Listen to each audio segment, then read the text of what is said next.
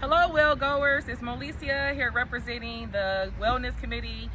This weekend will be a great weekend to get in your garden and clear out some weeds and get your garden set up for planting for the spring. Happy Mother's Day to all the mothers out here. So today I am going to give you a quick demonstration on what to do to prepare your garden for the spring and summer season. So usually we might be presented by our garden beds kind of looking like this. Things might look a little dry. There might be weeds. On May 28th, we can actually talk about identifying different types of weeds and beneficial weeds that would definitely help in your garden. But this here is definitely a weed. This is a weed. And these are also weeds. Weeds aren't always bad. They just kind of let you know that your soil is actually really good. And we want to save the soil, so we just knock off the extra bits of soil. And I'm just gonna toss that over to the side.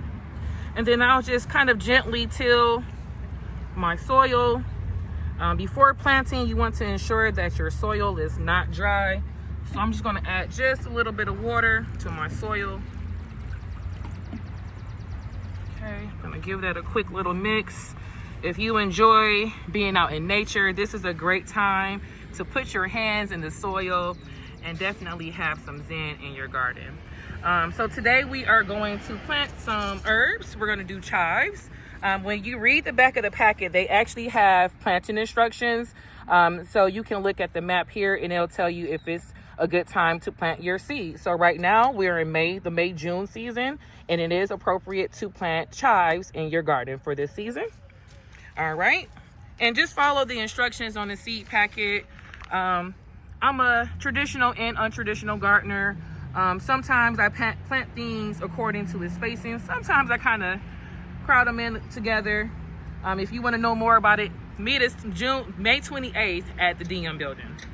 And so I'm just going to just sprinkle the seeds over in this trench like so. And I'm just going to toss the soil right on top. And most importantly, we have to water it in.